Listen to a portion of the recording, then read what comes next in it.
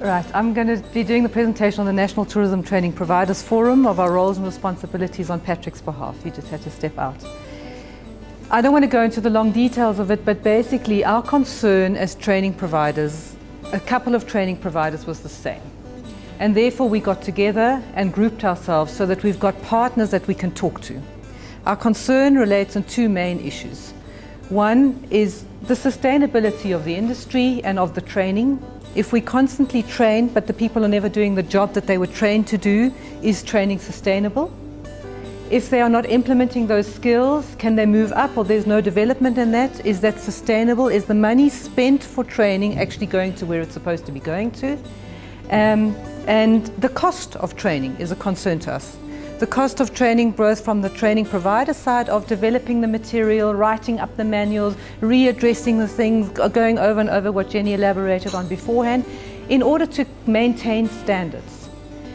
And that then brought us into the wider scheme of things to say, well, are standards the same within training providers? Does everybody have the same concern? Yes, there are some of us on board, and there are others who are not on board, where the standard of training is not the same. So our concerns were similar, our cost structures were similar, and our output was similar. And therefore we said we haven't got a concerted voice if we don't group ourselves together. And we grouped ourselves as training providers with similar concerns. So we've got a constitution, we've got objectives that we want to reach, and we've got a format that we're working towards. We address two main players. One is regarding the qualification. And our constant concern was that the qualification does not match the job. Whether it's the qualification of the nature guide, or whether it's any other guiding, or even it's industry specific. I mean, it's not industry specific, it's sector specific. That the qualifications often do not meet the job that the person is going to be doing. And that we need to, in one way or other, address. And the second one, and the guiding specific one, is that we have the National Department of Tourism, who are registering and who are giving you the badges and your cards.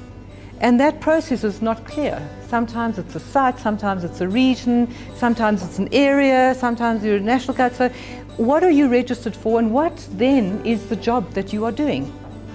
So our concern is very much career path development within the industry, and the qualification matching the need of the job, or the job first of all being defined, and therefore maybe starting off with job profiling and saying what does this person need to do, and then what are the unit standards that we combine to make this a profession and a qualification within the job. So how to tackle this problem is really what we're about. To answer your question, what role and responsibility do we have? I think we've got a huge role and responsibility within the nature guiding sector specifically, because we are looking at sustainable training solutions. We're looking at sustainable development within training. But if we talk about career path development, which I see a lot of the posters about, we have to reach broader than the nature guide. Because I've just done a proposal this week of nature guides in a 5-star resort where the need of the client is such now that they want these nature guides to take them through the battlefields, because they happen to be in KwaZulu-Natal. They want the same guide to join them even to Cape Town, because they love that guide and what that guide is offering. But the guide can't move under the current site guide qualification structure because he's linked to a site.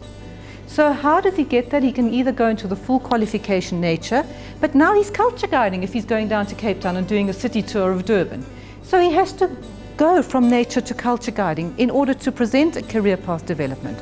And that's why I think we must think not only in the box of nature, but allow for career path development an opportunity to move the spectrum of guiding, as has been iterated by a couple of the speakers, into guiding, using the skill of guiding, both from a nature, culture and adventure perspective, because that's what the client is asking us, and we must also keep the client in need.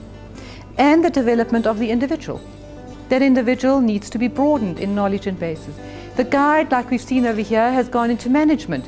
What in the qualification was there to teach that individual about management skills, and where can we then broaden that out?